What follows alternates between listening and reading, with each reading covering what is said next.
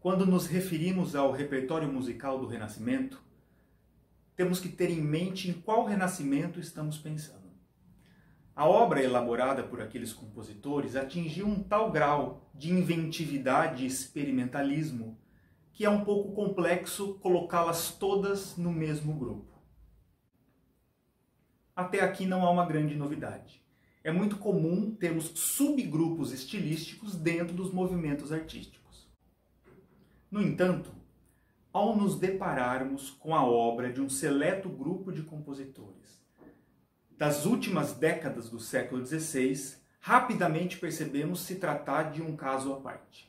São os conhecidos madrigalistas tardios, compositores que fizeram tal enlace entre música e texto que acabaram fazendo com que o gênero do madrigal italiano atingisse um grau de profundidade que não traz relação nem com o que havia sido feito antes e muito menos para onde a música caminhou após eles. Deste grupo, a qual temos compositores como Luzzasco Luzzaschi, Cipriano d'Arrore, Luca Marenzio e o próprio Monteverdi, o compositor que mais se sobressai por sua excentricidade e até talvez por uma certa estranheza em sua escrita é Carlo Gesualdo, compositor nascido em 1564 e que por muitas características de sua biografia e de sua obra acaba sendo um dos compositores mais distintos de toda a história da música.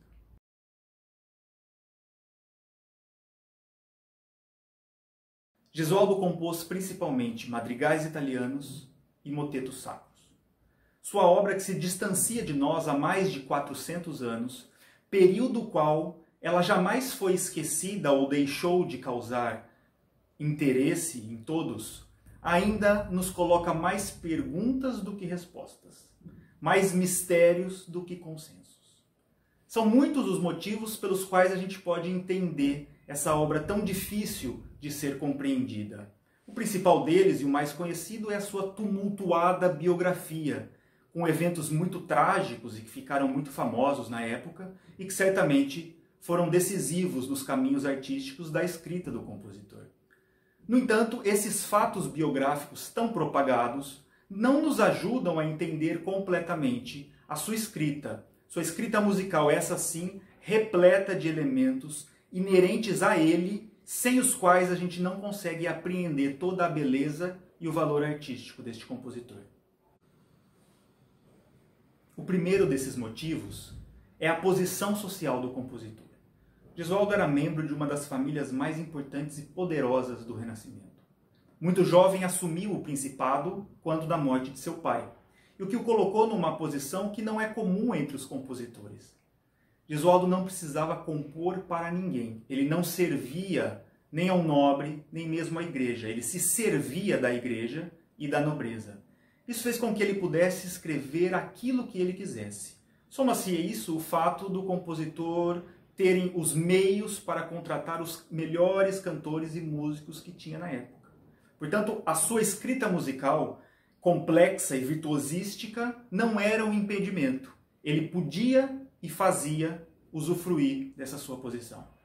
O segundo motivo está ligado ao ambiente artístico onde Gesualdo passou um período considerável de sua vida.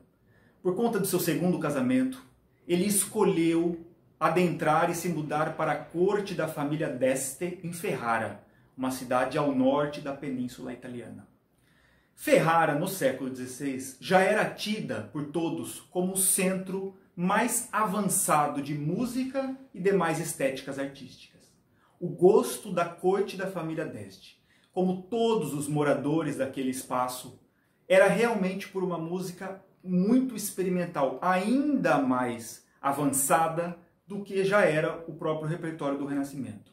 Estando Gesualdo naquele momento e passando lá a parte mais importante de sua vida enquanto compositor, fez com que ele estivesse no lugar certo, na hora certa. O terceiro motivo, e talvez o mais importante, é a relação construída pelo compositor entre a música e o texto. Não é nenhuma novidade que os compositores do Renascimento alicerçavam a sua obra no enlace entre essas duas artes. Mas Gesualdo foi além.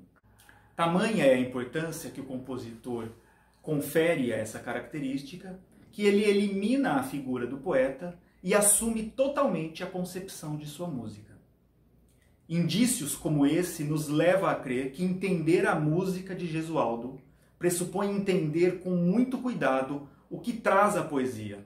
Mais do que retratar a narração poética, o compositor se ocupava em ressaltar na música o sentimento, o humor, a essência daquele poema.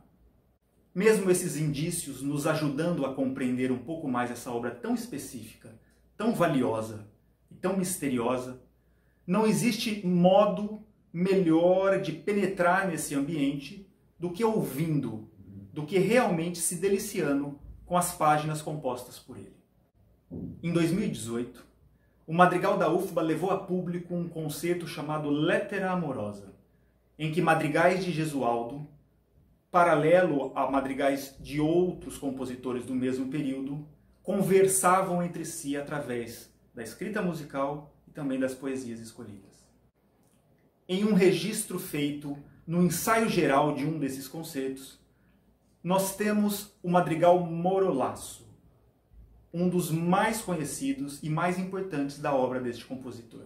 Estando este madrigal na sua fase mais tardia, nos seus últimos livros, já é uma das obras em que nós temos com certeza a confirmação de ter sido escrita totalmente pelo compositor, tanto a música quanto o poema. Portanto, é uma obra que muito bem delineia qual é o universo musical de Carlos Gesualdo.